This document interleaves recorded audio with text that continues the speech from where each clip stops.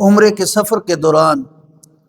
مجھے جن چیزوں سے شدید قسم کی تکلیف ہوئی ہے اور دل بے چین ہوا ہے ان مناظر کو دیکھ کر، ان میں سے ایک منظر تو یہ تھا کہ جب لوگ طواف کر رہے تھے، کعبے کے سامنے کھڑے ہی طواف کر رہے ہی، اور اس تجلیات اور انوارات کے مرکز میں کھڑے ہیں، جیب سے موبائل نکالتے ہیں، سیلفی لیتے ہیں یا کسی دوسرے کو دیتے ہیں، فوٹو کھنچواتے ہیں۔ آپ یقین کیجئے وہاں انسان بھول جاتا ہے موبائل کو، وہاں انسان ایک بے خودی کے عالم میں مبتلا ہو جاتا ہے، سرشار ہو جاتا ہے۔ وہاں کس طرح یہ تصور خیال آ سکتا ہے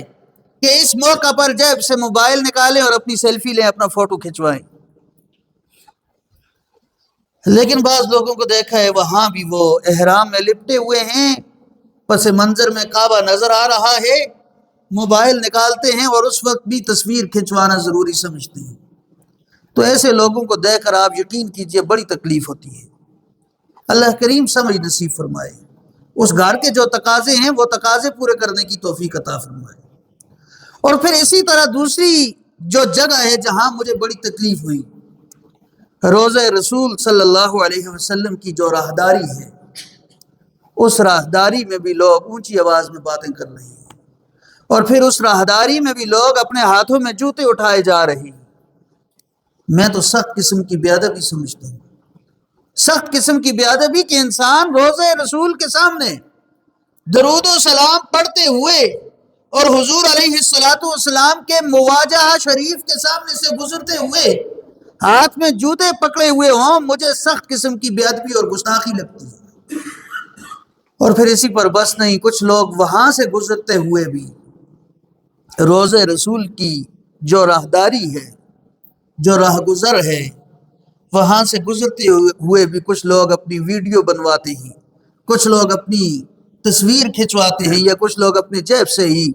موبائل نکال کر اپنی سیلفی لیتے ہیں۔ میں سمجھتا ہوں یہ سخت قسم کی بے ادبی ہے، سخت قسم کی گستاخی ہے۔ تو اس لیے عمرہ اور حج کرنے والوں سے یہ گزارش ہے کہ وہاں پر احتیاط کیجیے۔ بے شک کوئی پہاڑی آپ کو خوبصورت نظر آتی ہے، کوئی سڑک آپ کو خوبصورت نظر آتی ہے، کوئی منظر آپ کو خوبصورت نظر آتا ہے، غار حرا آپ کو خوبصورت نظر آتا ہے، غار ثور آپ کو خوبصورت نظر آتا ہے، مدینہ جانے والی شاہراہیں آپ کو خوبصورت نظر آتی ہیں، مسجد نبوی آپ کے دل کو بہاتی ہے، حرم کا منظر آپ کے دل کو بہاتا ہے، مسجد بیت الحرام کا منظر آپ کے دل کو بہاتا ہے، آپ کی ایمان کی سطح بلند ہوتی ہے۔ بے شک آپ اس کی تصویر لے لیں، بے شک آپ اس کا فوٹو لے لیں، بے شک آپ اس کی کوئی ویڈیو بنا لیں، لیکن خاص طور پر طواف کے دوران، خاص طور پر سعی کے دوران، اور خاص طور پر جب انسان روضہ رسول پر حاضر ہوتا ہے، اس وقت